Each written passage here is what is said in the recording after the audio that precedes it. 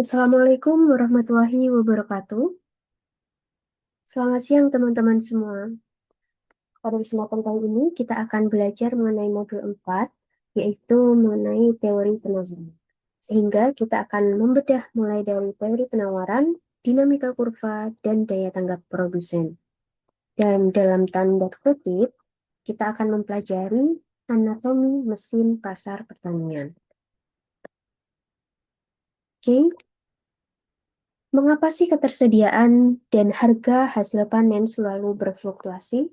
Sebagaimana kenyataan di sekitar kita, di sini dicontohkan komoditas tomat itu menumpuk hingga membusuk di gudang, tapi suatu ketika juga harganya melonjak tak terkendali karena kelangkaan gitu. Nah, kondisi tersebut itu merupakan hasil dari mekanisme pasar atau sebuah mesin logis ya di sini. Itu yang bernama penawaran. Nah, makanya penawaran itu bukan sekedar apa yang baru dipanen hari ini ya. Penawaran itu merupakan jumlah barang yang produsen ingin tawarkan atau dijual pada berbagai tingkat harga selama satu periode waktu tertentu. Nah, kalau teman-teman tadi sempat terbayang kalau misal penawaran itu ya pembeli yang menawar ke penjual gitu ya. Nah, bukan seperti itu ya. Di sini penawaran adalah hubungan antara jumlah barang yang ingin ditawarkan produsen dengan berbagai tingkat harga gitu. Jadi makanya kalau nanti digambarkan dalam bentuk kurva itu menunjukkan ada unsur jumlah atau kuantitas dan juga ada unsur harga gitu. Nanti di slide selanjutnya. Nah, di sini supply atau S itu terdiri atas Q atau quantity of product, yaitu produksi ya, kemudian ditambah dengan ST atau stok, dan ditambah dengan M atau impor. Sehingga mulai dari hasil panen segar, ditambah dengan cadangan komoditas, ditambah dengan jumlah tambahan produk yang kita impor, itu menunjukkan jumlah supply atau jumlah penawaran pasar. Kemudian, bagaimana sih hukum dasar penawaran? Nah, karena penawaran ini menjadi unsur atau bagian dari produsen ya. Jadi kita juga membicarakan mengenai perilaku produsen yang tentunya bertujuan untuk mengejar profit gitu. Nah, di sini makanya hukum penawaran itu adalah semakin tinggi harga suatu barang, maka semakin banyak jumlah barang yang akan ditawarkan. Sebaliknya, semakin rendah harga suatu barang, maka semakin sedikit pula jumlah barang yang ditawarkan. Dengan asumsi ceteris paribus. Nah, asumsi ceteris paribus itu adalah asumsi yang menunjukkan bahwa faktor lain dianggap tetap, faktor lain dianggap konstan gitu. Makanya ada hukum tersebut. Sebagaimana yang tertera pada gambar ini ya, yang diilustrasikan dengan jungkat-jungkit gitu. Ketika harganya besar atau tinggi, maka kuantitasnya akan naik gitu. Ketika harganya rendah, maka kuantitasnya pun rendah gitu.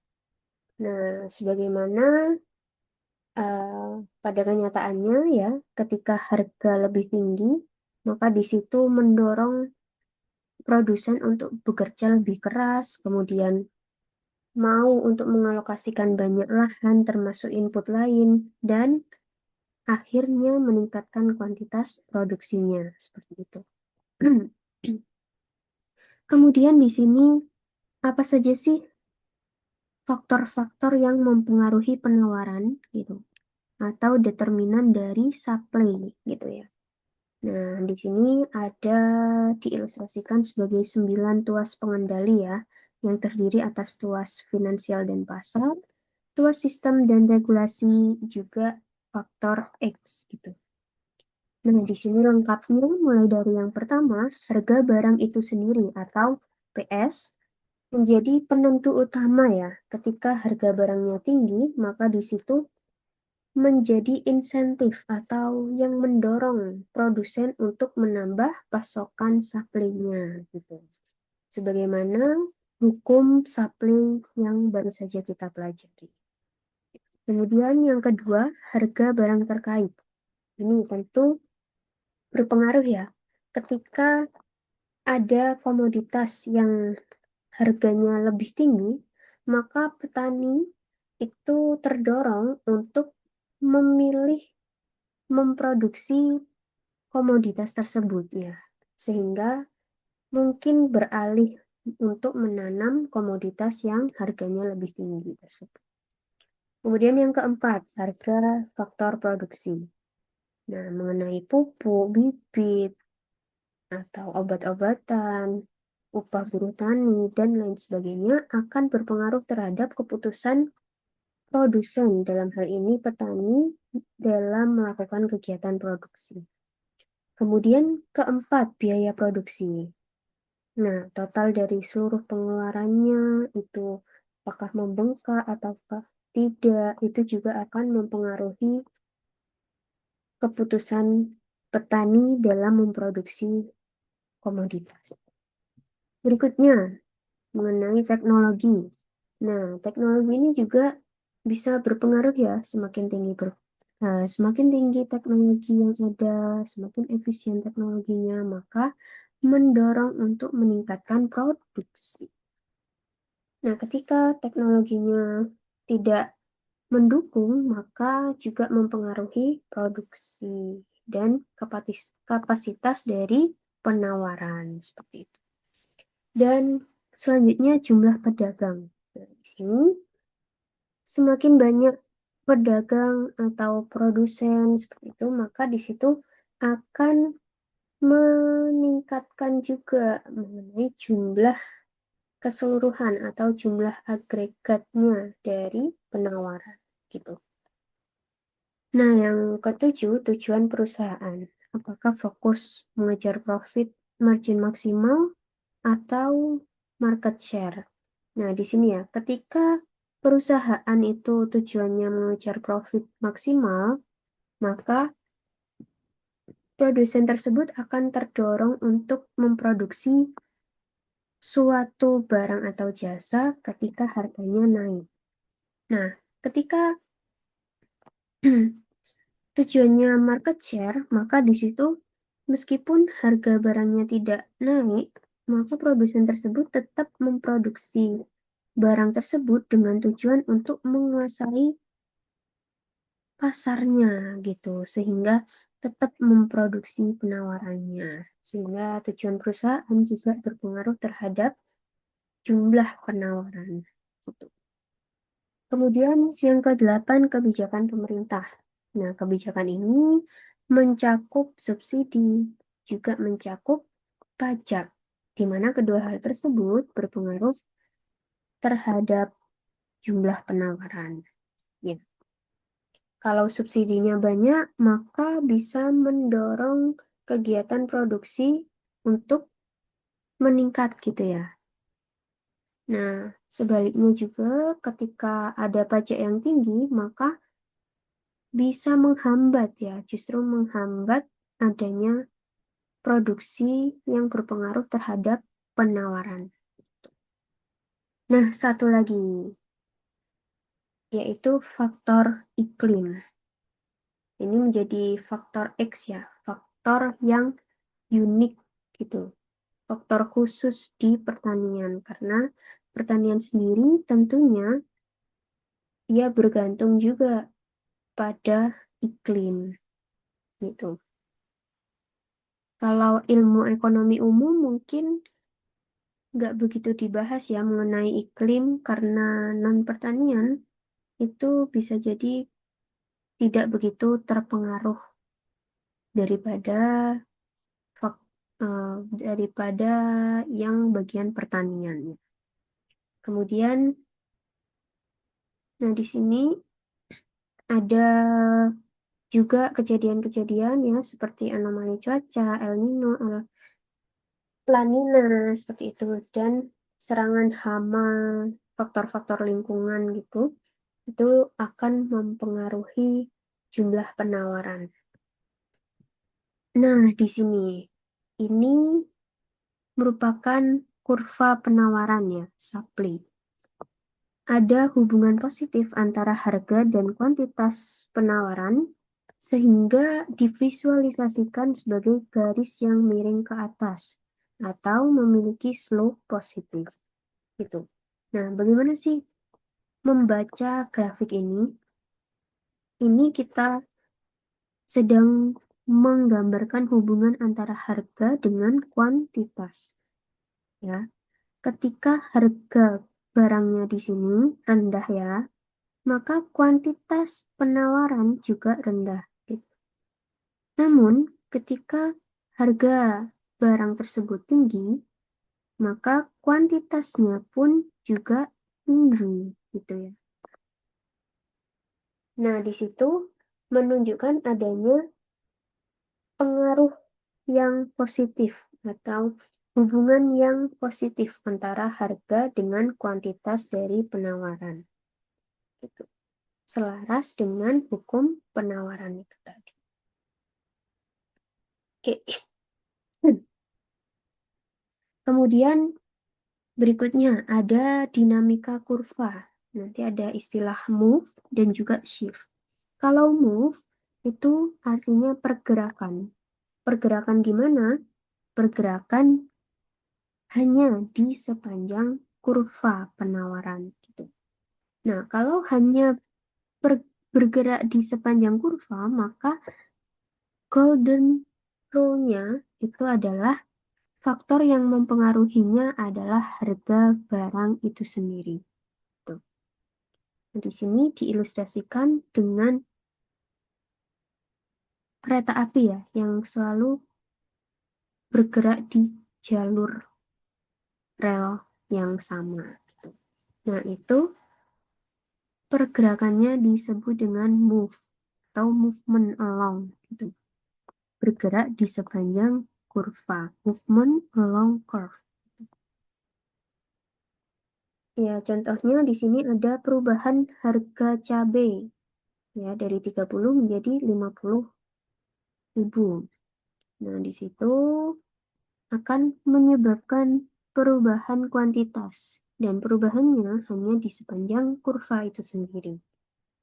Nah, berbeda dengan shifting ya. Shift pergeseran. Nah, dari S kemudian menjadi S2 atau S1. Di sini disebabkan oleh faktor non-harga atau faktor selain harga. Bisa teknologi, iklim, biaya, kebijakan pemerintah, maupun hama, dan lain-lain. Ini dicontohkan adanya gagal panen gitu ya. Kalau gagal panen maka kurva bergeser dari S menjadi S2. Nah, dari S menjadi S2 itu karena jumlah penawaran secara agregat berkurang gitu ya. Kemudian bagaimana ketika ada kebijakan pemerintah subsidi gitu. Kalau subsidi maka dia akan mendorong peningkatan dari penawarannya sehingga di sini ada pergeseran ke kanan gitu. Oke, kenapa kok ke kanan?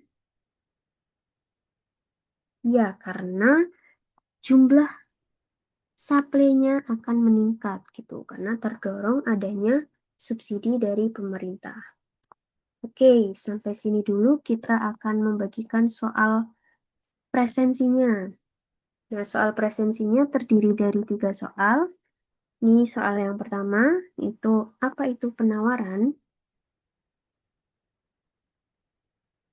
Yang kedua, bagaimana hukum penawaran? Nah, yang ketiga nanti di akhir. Kemudian ini menjadi ringkasan ya, summary bagaimana membedakan move dan shift. Kalau move itu pergerakan di sepanjang kurva yang sama, disebabkan oleh perubahan harga barang itu sendiri. Kalau shift, maka dia disebabkan oleh faktor selain harga. Dia bisa bergeser ke kanan atau ke kiri. Nah, di sini ada istilah baru, elastisitas penawaran.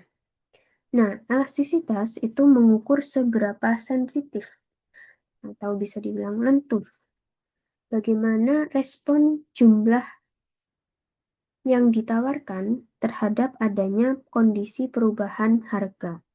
Sehingga rumusnya adalah persentase perubahan jumlah yang ditawarkan dibagi dengan persentase perubahan harganya.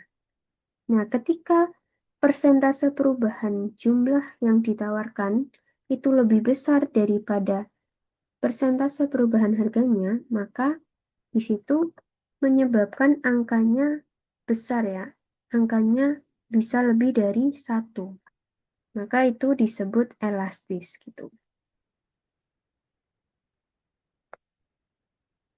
Nah, di sini contoh dari setiap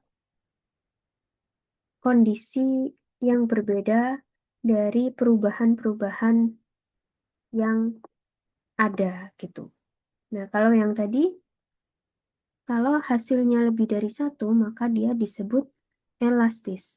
Kenapa kok bisa elastis? Karena di sini sebagaimana gambar kurva penawaran, maka itu di sini yang daerah atau di sini yang garis vertikal itu pasti menandakan price. Nah, kalau horizontal itu quantity. Ya. Nah,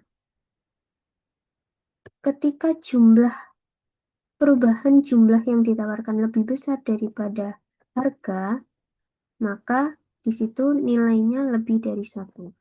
Seperti yang tertuju dan ditunjukkan pada gambar ini, ya, harganya bergeser sedikit, hanya 2 kotak ya. Tetapi jumlah kuantitasnya bergeser lebih dari 2 kotak. Ya, maka bisa kita sebut lebih banyak perubahan jumlah penawarannya dibandingkan perubahan harganya. Nah, karena rumusnya itu perubahan jumlah yang ditawarkan dibagi dengan perubahan harga, maka di sini nilainya pasti lebih dari 1. Ya, jadi landai, di sini ada kondisi landai, itu menunjukkan kondisi elastis ya. Kemudian bagaimana kalau lawannya landai? Lawannya landai maka curam. Nah, di sini. Curam. Maka ketika curam, dia inelastis. Kenapa kok bisa curam itu inelastis? Karena di sini ketika harga itu berubah sangat besar, ternyata jumlah kuantitasnya itu hanya berubah sangat kecil ya. Sehingga nilainya ketika kita bandingkan, misal ini 1, maka ini 2 ya.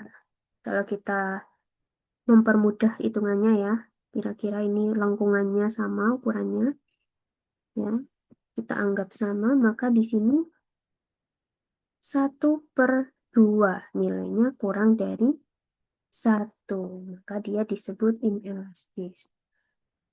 Itu. Kemudian di sini ketika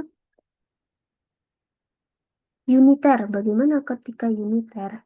Nah, di sini karena uniter itu berbentuk garis 45 derajat, maka persentasenya sama antara perubahan harga maupun perubahan kuantitasnya itu sama. Di sini berubah 2 kotak, maka di situ juga berubah 2 kotak gitu. Sehingga di sini ketika di sini perubahan 1/1, maka dia sama dengan 1. Maka dia elastisitasnya uniter gitu. Ketika ada kenaikan pasokan seimbang dengan kenaikan harganya gitu. Lalu bagaimana inelastis sempurna? Itu kondisi ketika harga berubah gitu, sangat berubah gitu. Tetapi kuantitasnya itu ya udah segitu-gitu aja. Itu mungkin bisa kita contohkan lahan ya, lahan pertanian itu. Karena jumlahnya nggak akan bisa ditambahkan sangat banyak gitu ya. Mungkin ada tapi juga sedikit. Dan sedikitnya itu bukan lagi inelastis, tapi sangat sedikit sehingga tidak ketika kita permudah hitungannya dan bandingkan dengan perubahan harganya itu seperti tidak terlihat itu seperti tidak terlihat perubahan jumlah penawarannya. Kemudian di sini yang elastis sempurna ketika harganya tidak berubah tapi permintaannya itu sangat berubah ya gitu. Ini mungkin bisa teman-teman cari contohnya apa ya kira-kira ya.